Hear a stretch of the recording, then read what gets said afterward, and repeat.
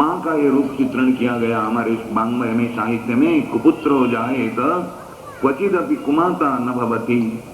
बेटा बिगड़ करके कुपुत्र बने भले कभी, लेकिन माँ कभी भी कुमाता नहीं बनती। हर स्थिति में, हर पल में माँ के मन में एक ही होता है कि हमारी संतान का कल्याण हो, सदा हमारे बेटों का, बेटियों का सदा भला हो, सदा आशीर्वाद देती रहती है, भले ही वो कितना भी निष्ठुरता का व्यवहार करें।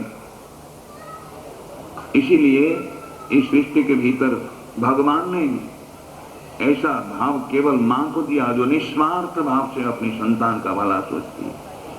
उसको किसी प्रकार का अपने लिए कुछ नहीं चाहिए, उनका भला हो, उनका भला हो, उनका भला। और भक्त ने भगवान से नाता जोड़ा, तभी आप देखिए श्लोक कैसे बना है। त्वमेव माता च पिता त्वमेव, त्वमेव बन्धु सखा त्वमेव। पहले माँ, फिर पिता और फिर बंधु, तब सखा। देखिए ये श्लोक, देखिए कितना साइकोलॉजिकल है ये, कितना मनोवैज्ञानिक है इसका आधार। सबसे प्यारा नाता माँ का, फिर बाप का, फिर बंधु माने अपने भाइयों का, और फिर सखा का, उसके बाद नहीं सखा। तो यहां भी भगवान ने जब बोलना शुरू किया तो पहले मां को याद किया।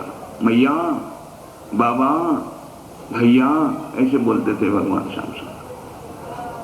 न लागे मोहन मैया, मैया का न लागे मोहन मैया, मैया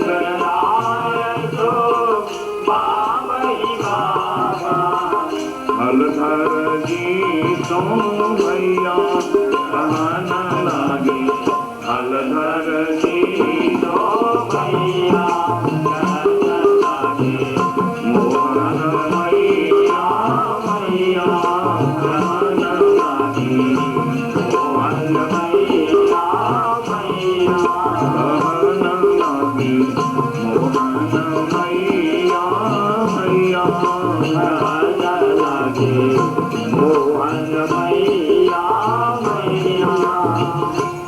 इतना प्रिय बोलते थे भगवान। जब कभी मैया कहते, यशोदा माता जी के मन प्राण खिल जाते थे। आज कन्हैया ने मुझे मैया कह के बुलाया, कितना प्यारा लगता था, जैसे हृदय में कोई अमृत घोल रहा हो, मन प्राण में अमृत घोल रहा। और जब बाबा कह के पुकारते तो नंद बाबा को ऐसा ही होता, हृदय अत्यंत द्रवित हो जाता था सुन करके। और बलदाऊ जी को कन्हैया कहे भैया, तो बलदाऊ जी अनुभव करते कि आज मुझे कन्हैया ने भैया कह के पुकारा। कितना प्यारा है कन्हैया का बुलाना, बड़ा प्रिय बोलते थे भगवान। इस प्रकार से भगवान अब बोलने लगे और चलने भी लगे। मुख ठुमुक करके भगवान चलते थे। भगवान का चलना भी उतना ही मधुर, हंसना भी उतना ही मधुर, बोलना भी उतना ही मधुर। कितना सुंदर कहा है महाप्रभु वल्लभाचार्य जी ने, अधरम मधुरम बदनम मधुरम, अधरम मधुरम बदनम मधुरम, अधरम मधुरम बदनम मधुरम, अधरम मधुरम बदनम मधुरम, नयनम मधुरम हसीनम मधुरम, नयनम मधुरम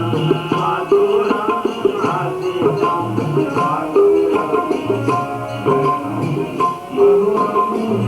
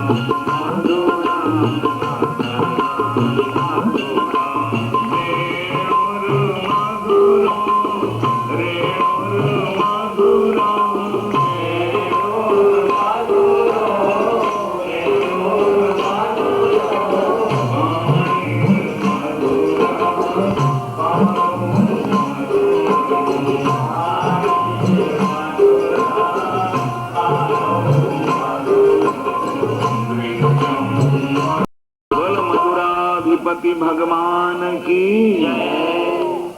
ऐसे थे भगवान जिनका चित्त में बोलते, दूध बेचना, दही बेचना, गोरस बेचना उनका लक्ष्य था। पर उस लक्ष्य के साथ एक और चीज जुड़ गई। अब नंद नंदन का दर्शन करना भी लक्ष्य के भीतर आ गया।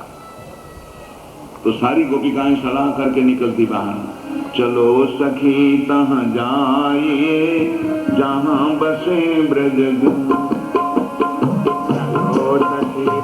जाइए जहाँ बसे ब्रजराज, चलो सखी तहाँ जाइए जहाँ बसे ब्रजराज, गोरस बेचत हरि मिले एक पंथ धोखा, गोरस बेचत हरि मिले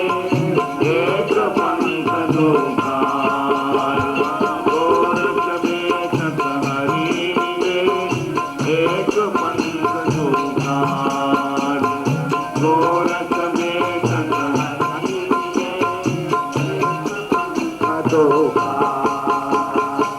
गोपाल कृष्ण भगवान की।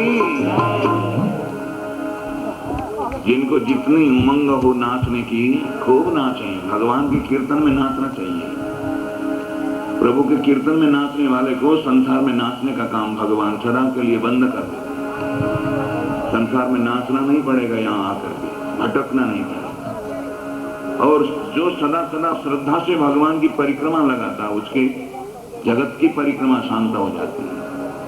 पुनरपि जननम पुनरपि मरणम पुनरपि जननी जठरे शयनम। ये जो चक्र है, फिर जन्मना, फिर मरना, फिर जन्म लेना, फिर मरना, सदा के लिए अंत हो जाएगा जो नित्य श्रद्धा से भगवान की परिक्रमा लगाता है। तो बड़भागी लोग भगवान के कीर्तन में नाच पाते।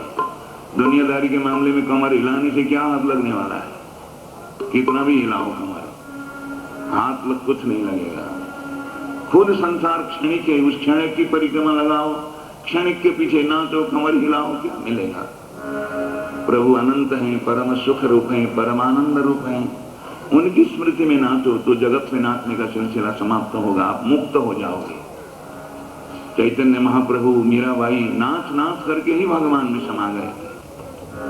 उनके लिए नाच ही भक्ति बनी थी, पराभक्ति बन गई थी। लेकिन दुनियादारी के मामलों में नाचना बंद करना होगा। केवल प्रभु के कीर्तन में ही नाचने का व्रत रखना होगा, तभी वो काम होगा। नहीं तो यहाँ थोड़ी देर नाचते रहे और कहीं दूसरी जगह जाके थिरक थिरक करके नाचते हुए लोगों को देखा और ढोलक को ताल से बज रहा है, उसको वहां भी जाके थोड़ा मामला दुनियादारी का है, लेकिन वहां भी जाके नाचने लगे। ऐसा नहीं होना चाहिए। चलायमान मन से नहीं, केवल प्रभु के कीर्तन में ही नाचूंगा, ऐसा व्रत कोई रखे और प्रभु के कीर्तनों में नाचा करे तो सदा के लिए उसको भक्ति बना देंगे भगवान। वो पराभक्ति की कोटि में पहुंचेगा वो नाचना, और एक दिन प्रभु के धाम का अधिकारी बनने का सौभाग्य मिल जाए। बोलो भक्तवत्सल भगवान की। तो ब्रज के भक्तजन, ब्रज की गोपिकाएं अब प्रभु के दर्शन का भी लक्ष्य करके चलने लगी। घर से सलाह मशविरा करके चलती थी और पूछती हुई आती थी, अजी गोरस लेव जी गोरस, मक्खन लेव जी मक्खन, दही लेव जी दही आदि बोलती हुई आती। लेकिन जब नंद भवन के पास आती, श्याम सुंदर तो अब त्रिभंगी ललित बनकर, 3 जगह टेढ़े बनकर बांके बिहारी भगवान दर्शन देते, तो उनको भी आकर के पूछने लगती, मक्खन लेवो जी मक्खन, दही लोगे कन्हैया दही। पर शुरू में तो बोलना चाहती है कन्हैया का नाम लेकर के, लेकिन बोलते बोलते भाव विभोर हो जाती और दही मक्खन इत्यादि गोरस का नाम न लेकर के, अजी गोपाल लेवो जी गोपाल, गोविंदा लेवो जी गोविंदा, ऐसे पागल की हो जाती। और उसी कमर की मटकी गिर जाती, फूट जाती, दही सारा बिखर जाता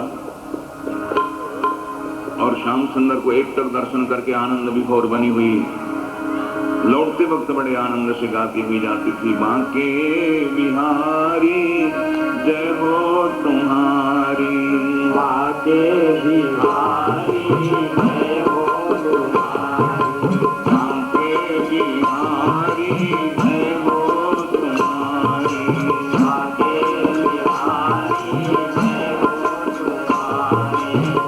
हो तुम्हारी, प्यारे जय हो तुम्हारी, जय हो तुम्हारी प्यारे जय हो तुम्हारी, जय हो तुम्हारी प्यारे जय हो तुम्हारी, जय हो तुम्हारी प्यारे जय हो तुम्हारी, बांके बिहारी जय हो तुम्हारी, बांके बिहारी जय हो तुम्हारी, बांके बिहारी जय हो तुम्हारी, बांके बिहारी जय हो तुम्हारी, जय हो तुम्हारी लाला जय हो तुम्हारी, जय हो तुम्हारी लाला जय हो तुम्हारी, जय हो तुम्हारी लाला जय हो तुम्हारी, जय हो तुम्हारी लाला जय हो तुम्हारी,